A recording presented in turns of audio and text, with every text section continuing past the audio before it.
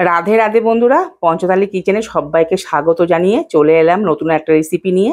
তো দেখো, কচুর একটা চালকুমো নিয়েছি। এই কচি চালকুমো রেসিপিটা হয়তো তোমরা অনেকে জানো, অনেকে হয়তো জানো না। তো এই চালকুমো দেখো ফুলটাও পড়েনি। তো এটা দিয়ে আজকে আমি রেসিপি করবো। এরকম কচি চালকুমোই আমার লাগবে আজকে রেসিপিতে। তো এই চালকুমোটা বাজার থেকে কিনে নিয়ে এসেছি। তো এই চালকুমোটা দিয়ে আজকে রেসিপিটা করব। তো আশা করি ভিডিওটা আজকে তোমাদের ভীষণ ভালো লাগবে।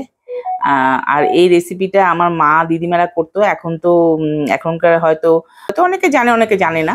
তো সেটা আমি বলবো না যে কে জানে না। তো দেখো, আজকে আমি রেসিপিটা শুরু করছি। প্রথমে চালকুমোটা ধুয়ে আমি এরকম ছাল ছাড়িয়ে নিচ্ছি। এইভাবে করে পরিষ্কার করে পাতলা পাতলা করে পিঁড়াতে চালটা ছাড়িয়ে নিলাম, ধুয়ে নিয়ে এবার চাক করে কেটে নিচ্ছি। তো রেসিপি শুরু করার আগে প্রথমে সবাইকে বলি, যদি আমার রেসিপি আজকে ভালো লাগে তো প্লিজ একটা লাইক করে দিও ভিডিওতে। আর চ্যানেলে নতুন বন্ধু হয়ে থাকলে চ্যানেলটিকে অবশ্যই সাবস্ক্রাইব করে দিও। আর যারা ফেসবুক থেকে দেখছো তারা চ্যানেলটিকে ফলো করে দিও। তো দেখো, আমি চাক করে কেটে নিয়েছি।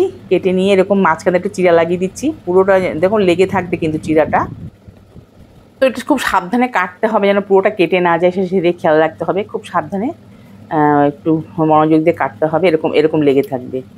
তো এই যে আমি আরও ভালো করে দেখিয়ে দিচ্ছি তোমাদেরকে। দেখো বন্ধুরা, এই যে এইভাবে। তো এর মধ্যে আমি পুরটা ঢুকাবো। দেখো গোলগুলো আমি কেটে দেখিয়ে দিচ্ছি।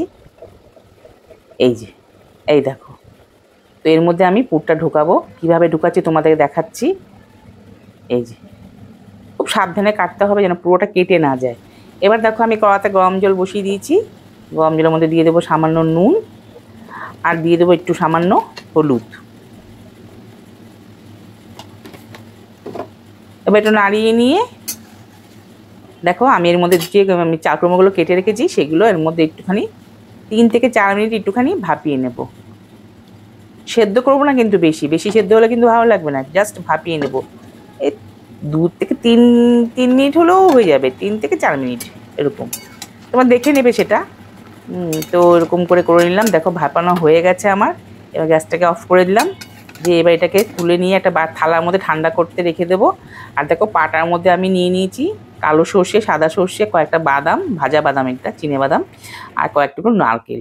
আর দিয়েছি লাল লাল লঙ্কা, মানে কাঁচা লঙ্কাগুলো পেকে গেছে। তো সেগুলো সবগুলো আমি মশলাগুলো বেটে নেব। শুকনো শুকনো করে বাটতে হবে, বেশি জল দিয়ে পাতলা করে বাটলে কিন্তু হবে না।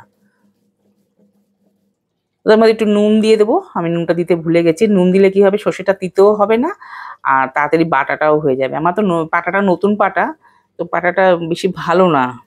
মানে নিরামিষ যখন আমরা খাওয়া শুরু করেছি তখন কিনেছিলাম। আগের পাটাটা খুব ভালো ছিল, সেটা তো বাতিল করে দেওয়া হয়েছে। দেখো আমি কিরকম মশলাটা বেটেছি শুকনো শুকনো করে। এই যেরকম শুকনো। তো বাটা আমার হয়ে গেছে। আর একই পাটার মধ্যে আমি চাল ভিজিয়ে রেখেছিলাম, আতপ চাল। সেই চালটাকে বেটে নেব। এই চাল দিয়ে কিন্তু বড়া ভাজা করলে, চাল বাটা দিয়ে, মানে চালের গুঁড়োর থেকে চাল বাটা দিয়ে করলে কিন্তু খেতে বেশি ভালো হয়, টেস্টি হয়।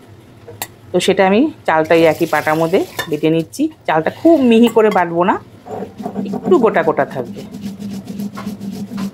তো বন্ধুরা, আবারও বলছি, যদি আমার ভিডিও আজকে ভালো লাগে, আমার রেসিপি যদি ভালো লাগে, প্লিজ একটা লাইক করে দিও। আর কমেন্টে জানিও তোমাদের রেসিপিটা কেমন লাগলো। বন্ধুরা, তোমাদের কমেন্টের আশায় কিন্তু থাকি। তো প্লিজ তোমরা একটা কমেন্ট করে দিও। দেখো আমার বাটা হয়ে গেছে। এবার একটা বাটির মধ্যে তুলে নেব।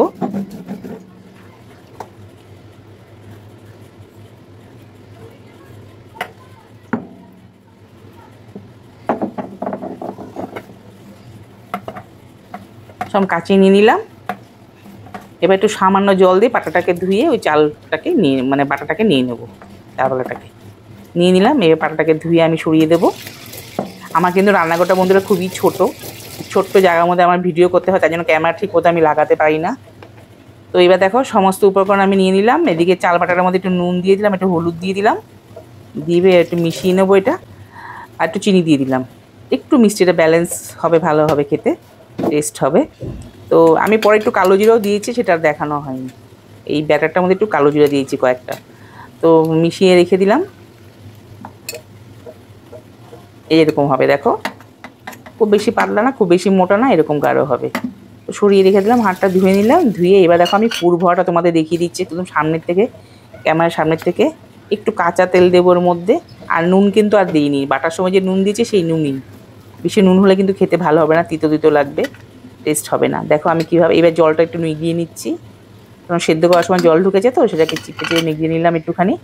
দেখো আমি কীভাবে পুরটা ঢুকাচ্ছি এর মধ্যে, এই যে এরকম আঙুল দিয়ে এরকম ছড়িয়ে দিয়ে এরকম চেপে দিলাম। দুর্দান্ত খেতে হয় বন্ধুরা, দুর্দান্ত, বললাম তো। এত আমার ছেলে এত ভালোবাসে, 2 ছেলে, আমার বড় ছেলে ছোটো ছেলে দুজনেই ভীষণ ভালোবাসে, অসম্ভব ভালোবাসে। ওদের আর কিছু লাগে না এরকম বড়া ভাজা দিলে, গরম গরম করে দিলে। দেখো এইভাবে করে আমি কিন্তু প্রত্যেকটা তোমাদের দেখিয়ে দিচ্ছি, দিয়ে হাত দিয়ে এরকম ছড়িয়ে পুরো বড়াটার মধ্যে আমি ছড়িয়ে দিলাম। একটা একটু কেটে গেছে, সবগুলো আমি দেখিয়ে দিলাম, এই ছোটোগুলো দেখিয়ে দিলাম। এই দেখো এইভাবে করে সবগুলো আমি করে নেব। আমি প্রত্যেকটা কিন্তু দেখিয়ে দিলাম তোমাদের বন্ধুরা।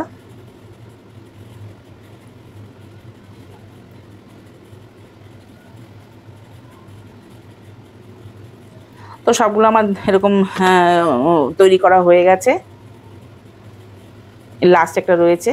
আমি বেশি বড়া ভাজা করি না, কারণ মা আর ছেলে খাবো তো, দুজনে খাবো, আর কেউ নেই বাড়িতে। তো এই 8টা করেছি, ছোটো 4টে, বড় 4টে।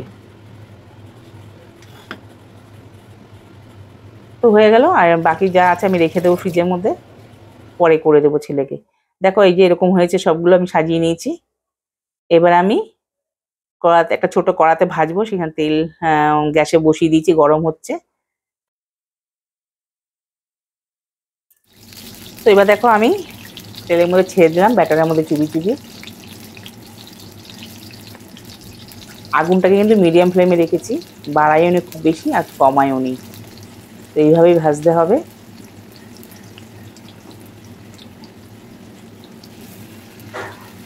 এই বড়াটা ভাজা করছি আর মার কথা মনে পড়ছে।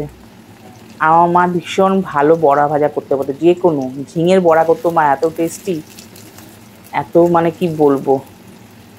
কুমড়ো পাতা বড়া করতো, পুঁই পাতার বড়া করতো, দারুণ। মার হাতে বড়া ভাজা এখনো মনে পড়ে। আর কি করব, মার হাতে বড়া ভাজা আর পাবো না কোনোদিনও, খুব মিস করি। তো যাই হোক, দেখো এক পিঠ উল্টে দিয়েছি আমি। একটু আস্তে আস্তে করতে হয়, আগুনটাকে কমিয়ে কমিয়ে, একটু ধৈর্য ধরে, তাহলেই খেতে ভালো হয় বড়া ভাজাটা।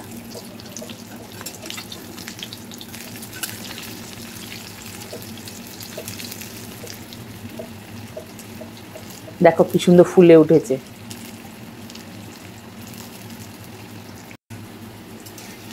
তো এইভাবে করে আমি সবগুলো ভেজে নেবো। আমার 4টে হয়ে গেছে, আর 4টে বাকি আছে। তেলটাকে খুব নিগড়িয়ে আমি তুলে নিলাম।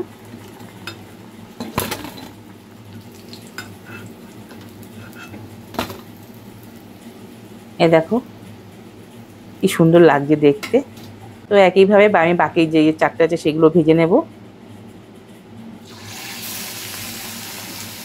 তো কথা দিচ্ছি বন্ধুরা, আমি যে একবার এইভাবে বানিয়ে খাবে, তার তো মুখে লেগে থাকবে, সে বারবার করে খাবে, এটা গ্যারান্টি। এতটা টেস্টি হয়, দারুণ লাগে, দারুণ লাগে, দারুণ। এটা খুব একটা মুখরোচক খাবার।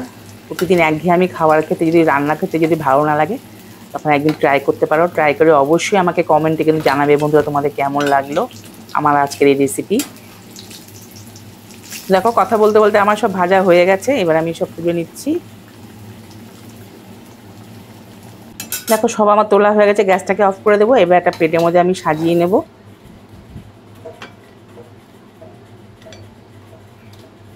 তো দেখো সাজিয়ে নিচ্ছি, কতটা সুন্দর লাগে দেখতে, তোমরাই বলবে বন্ধুরা কমেন্টে কেমন লাগলো। তো আজ এই পর্যন্তই, আশা করি তোমাদের ভীষণ ভালো লাগবে। ভালো লাগলে একটা লাইক, আবারও বলছি, অবশ্যই করে দিও। সব প্রত্যেকে খুব ভালো থেকো, সুস্থ থেকো। আজ এই পর্যন্ত, আবারও দেখা হবে নতুন একটা রেসিপির সাথে। রাধে রাধে, সবাই খুব ভালো থেকো। তো একটা কেটে আমি দেখাচ্ছি, দেখো আমি ভুলে গেছিলাম, এটা দেখো কেটে দেখাচ্ছে কেমন হয় ভেতরটা। এই দেখো,